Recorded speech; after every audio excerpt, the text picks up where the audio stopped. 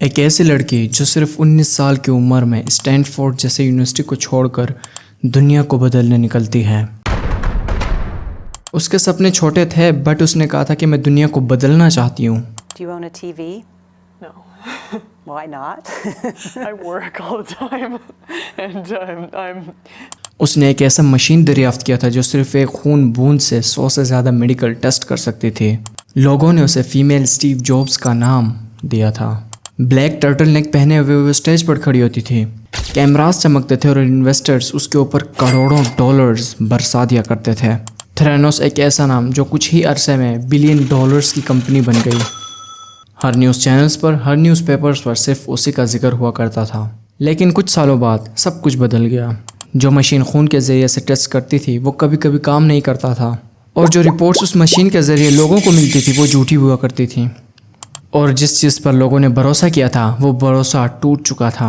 जहां दुनिया उसे एक हीरो समझती थी, असल में वही सबसे बड़ा धोखा था। Breaking news, former Theranos CEO Elizabeth Holmes has been sentenced to 135 months in prison. That's about 11 and a quarter years. ये कहानी एक ऐसे बिलियन डॉलर्स स्कैम की जिसने बड़े बड़े लोगों को उल्लू बना दिया। ये कहानी है एलिजाबेथ होम्स और उसकी थेरानोस कंपनी की, और उस वक्त वो द बिलियनियर डॉलर्स स्कैम के नाम से जाना गया। एलिजाबेथ एक ऐसा नाम था जो बाद में दुनिया में मशहूर हुआ था। लेकिन इस कहानी का आगाज़ एक ऐसे लड़की से होता है जो अमेरिका के शहर वाशिंगटन डीसी में पैदा हुआ। एलिजाबेथ दूसरे बच्चों से बिल्कुल मुख्तलिफ थी। जहाँ दूसरे बच्चे खेल कूद की तरफ माइल होते थे, वो साइंस और बुक्स में पड़ी रहती थी। उसकी माँ कांग्रेस में काम करती थी और बाप वर्ल्ड बैंक में। घर में हर वक्त बातें सक्सेस और एक्सीलेंट की हुआ करती थी। एलिजाबेथ का सपना था कुछ बड़ा करना। उसने छोटी उम्र से ये कहना शुरू कर दिया था कि वो एक दिन बिलियनियर बनेगी। जब वो टीनेजर थी तब से उसने चाइनीज लैंग्वेज सीखना शुरू कर दिया था। इसकी बदौलत उसको स्टैफोर्ड यूनिवर्सिटी में एडमिशन मिल गया। ये दुनिया की बेस्ट यूनिवर्सिटीज़ में से एक यूनिवर्सिटी है। वहाँ उसने केमिकल इंजीनियरिंग से पढ़ाई स्टार्ट की और साइंस के फील्ड में कुछ बड़ा करने का इरादा बना लिया। उसका सबसे बड़ा डर था सोया रहना। हाँ, उसने ये तक कह दिया था कि sleep is a waste of time. वो दिन रात एक करती थी। उसके जहन में सिर्फ एक ही मिशन समाया हुआ था और वो था दुनिया को बदलना। फिर एक दिन उसने एक आइडिया सोचा, एक ऐसे मशीन के बारे में जो सिर्फ एक ड्रॉप ब्लड टेस्ट से पूरी मेडिकल रिपोर्ट्स दे। ना कोई नीडल, ना कोई दर्द, ना कोई हॉस्पिटल की लंबी लाइंस। वो चाहता था कि इन सब प्रॉब्लम से दूर सिर्फ एक ऐसी मशीन हो जो सिर्फ एक बूंद यानी कि एक ड्रॉप ब्लड से पूरी की पूरी मेडिकल टेस्ट रिपोर्ट दें। एलिजाबेथ ने इसी सोच को लेते हुए स्टैनफोर्ड यूनिवर्सिटी को छोड़ा और चल पड़ा अपनी तकदीर बदलने, अपनी कंपनी थ्रेनोस बनाने। जब वो ये काम कर रही थी तो लोगों ने कहा ये लड़की पागल है। ये एक ऐसी चीज़ बनाना चाहता है जो कि नामुमकिन है। ऐसी कोई चीज़ दुनिया में एग्जिस्ट ही नहीं करती। लेकिन इसके दिमाग में तो इस चीज़ का जुनून चढ़ा था कि वो बनाना है तो वो मशीन बनाना है। इंसान चाहे तो कुछ भी हासिल कर सकता है, कुछ भी हासिल कर सकता है। Nothing is impossible, everything is possible. क्या एलिजाबेथ का जुनून असल था या सिर्फ ये एक एक्टिंग थी? आगे चलकर ये सब साफ होने वाला था। 2003 का साल था। एलिजाबेथ की उम्र उस वक्त सिर्फ और सिर्फ 19 साल की थी और उस वक्त उसने स्टैनफोर्ड यूनिवर्सिटी को छोड़कर अपनी रियलिटी को हकीकत में बदलने का फ़ैसला किया। उसने अपनी कंपनी का नाम थ्रेनोस रखा।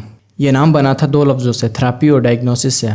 एलिजाबेथ का आइडिया सिंपल था, एक ऐसी छोटी मशीन बनाना जो सिर्फ एक ड्रॉप ब्लड से पूरी मेडिकल टेस्ट रिपोर्ट्स दे सके। सुनने में ये आइडिया रिवॉल्यूशनरी लगता है ना, दुनिया बदल देने वाला एक मशीन। लेकिन वो ये सब चीज़ें इतनी कॉन्फिडेंस से बोल रही थी, इतनी कॉन्फिडेंस से अपने काम में मशगूल थी कि लोगों ने उसके ऊपर भरोसा करना स्टार्ट कर दिया। लेकिन असल हकीकत में कोई टेक्नोलॉजी उस वक्त तक डेवलप नहीं हुई थी। ये सब कुछ जितने भी उसके प्लान्स थे वो सब के सब उसके जहन में समाये हुए थे। यानी वो अभी जहन से बाहर नहीं आए हुए थे। वो अपनी रियलिटी की तरफ बढ़ रही थी और लोग उसके जज्बे, उसके कॉन्फिडेंस पर फिदा हो गए। एलिजाबेथ हर पिच में ब्लैक टर्टल नेक पहनती थी, बिल्कुल स्टीव जॉब्स की तरह। उसकी बात करने का अंदाज, उसके विजन्स, उसके पैशंस इतना स्ट्रॉन्ग था कि लोग सोचते थे कि ये फ्यूचर का स्टीव जॉब्स बनेगी। थ्रेनोस कंपनी का मिशन बना चेंज द वर्ल्ड। और इस तरह से शुरू हुआ थ्रेनोस का सफ़र, जिसमें सच से ज़्यादा तो ड्रामा छुपा था। आगे बताता हूँ मैं। जब एलिजाबेथ ने अपने आइडिया और कंपनी थ्रेनोस को दुनिया के सामने रखा तो बड़े बड़े इन्वेस्टर्स लाइन में लग गए। सबको लगा कि ये लड़की एक मेडिकल रिवॉल्यूशन लाने वाली है। बड़े बड़े लोगों के नाम थ्रेनोस में इन्वेस्ट करने लगे। रूपर्ट मुर्डोच, दुनिया का सबसे powerful media tycoon Henry Kissinger, America का former foreign minister General Mattis, Walgreens और भी कई बिलियनियर्स इन्वेस्टर्स उसके फ़ैन बन गए। एलिजाबेथ किसी भी टेक्निकल सवाल का जवाब नहीं देती थी, वो जस्ट इतना कहती थी कि ये टेक्नोलॉजी सीक्रेट है। और फिर भी इसके बावजूद भी लोगों ने $700 मिलियन उसकी कंपनी में इन्वेस्ट किया। एक वक्त ऐसा आया कि एलिजाबेथ की कंपनी थेरेनोस की वैल्यूएशन $9 बिलियन तक पहुंच गई। एलिजाबेथ दुनिया की सबसे छोटी फीमेल बिलियनियर बन गई, बिना किसी डिग्री के, बिना किसी काम करने वाली टेक्नोलॉजी के। न्यूज़ चैनल्स तो बस उसे ही कवर कर रहे थे, मैगजीन्स भी उसे अपने फ्रंट पेज पर ला रहे थे और पूरी दुनिया उसे सैल्यूट कर रही थी। लेकिन जो मशीन बनाई गई थी उसका नाम एडिसन रखा था, लेकिन एडिसन तो असल में काम ही नहीं कर रही थी। इन्वेस्टर्स को, दुनिया को और पेशेंट्स को एक ऐसे गेम में फंसा दिया गया था जिसका अंदाज़ा किसी को भी नहीं था। एलिजाबेथ होमलेस सिर्फ एक CEO नहीं थी, वो एक सिंबल बन चुकी थी और लोग उसे देखकर ये कहते थे कि ये फ्यूचर का स्टीव जॉब्स है। उसने इसी के चलते अपना एक ट्रेडमार्क लुक भी बना लिया था, हमेशा ब्लैक टर्टलनेक पहनने की। वो स्टेज पर हल्की सी डीप आवाज़ में बात करती थी, आंखों में सीधा कॉन्फिडेंस, बिना झिझक के।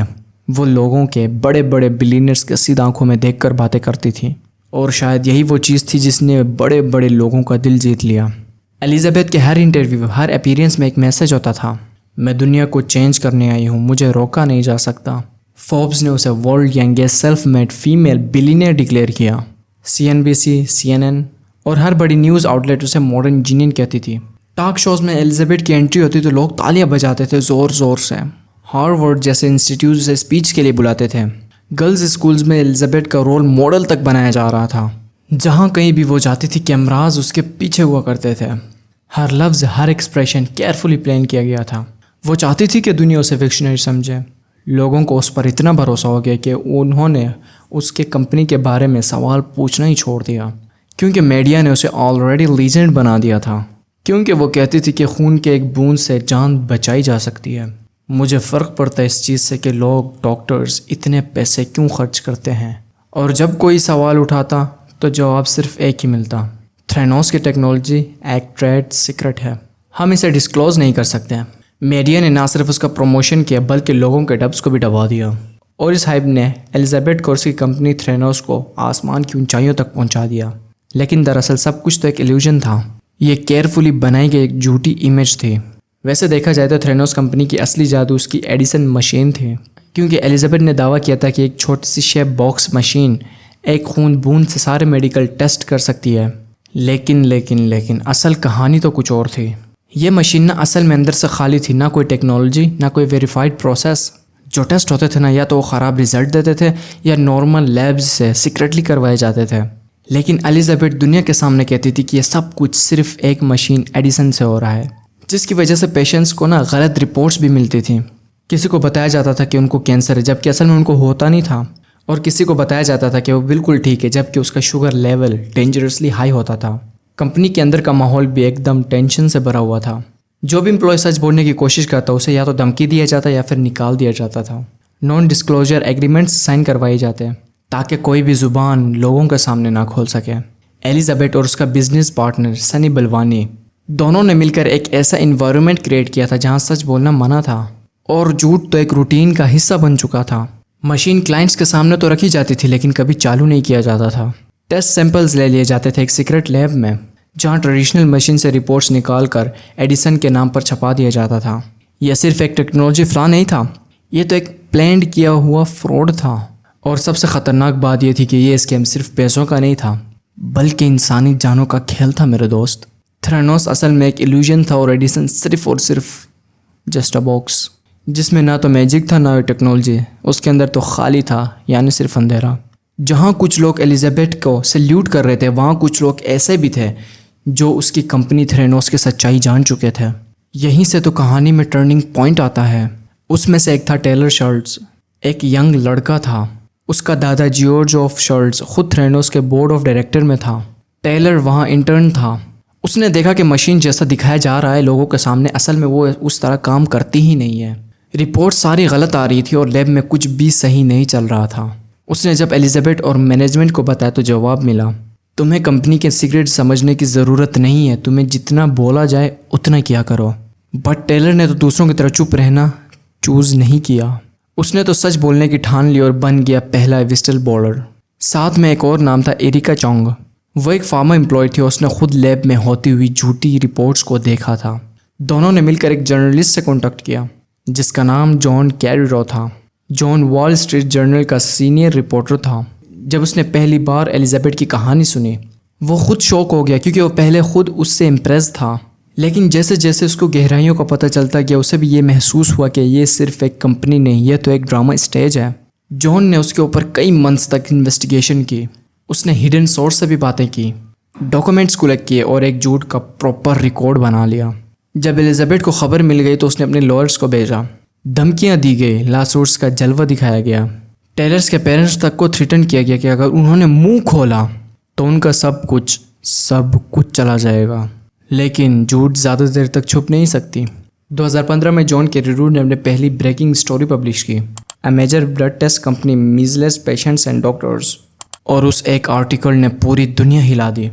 मीडिया जहां पहले एलिजाबेथ की तारीफ़ किया करती थी, उसकी बातों से इम्प्रेस्ड होती थी, अब सवाल पूछने लगी थी। बड़े बड़े इन्वेस्टर्स शौक में थे और थ्रेनोस का एम्पायर धीरे धीरे टूटना शुरू हो गया। क्या एलिजाबेथ होमलेस बुरी इंसान थी या वो एक ऐसी लड़की थी जिसको अपने सपने सच करने की बहुत जल्दी थी? यह फैसला हर व्यूवर अपने हिसाब से करेगा। लेकिन इसमें एक बात सबके लिए क्लियर है, झूठ छुपाया तो जा सकता है लेकिन ज़्यादा देर तक नहीं। दुनिया को बदलने के लिए पेशेंस ज़रूरी होता है, लेकिन उस पेशेंस के पीछे भी ईमानदारी हो, इंसानियत हो और असलियत हो तो फिर वो जाके दुनिया को रोशन करता है। लेकिन अगर उसके पीछे झूठ हो, लालच हो और ईगो हो तो वो सपना कभी न कभी टूट ही जाता है। एलिजाबेथ होमलेस का नाम अब भी एक लेसन बन चुका है, एक याद दिलाने वाली मिसाल से। कामयाबी सिर्फ नाम और पैसा नहीं होता, कामयाबी का मतलब होता है भरोसा कायम रखना, भरोसे को तोड़ने से बचाना, लोगों का दिल जीतना, भरोसे से ना कि झूठ से।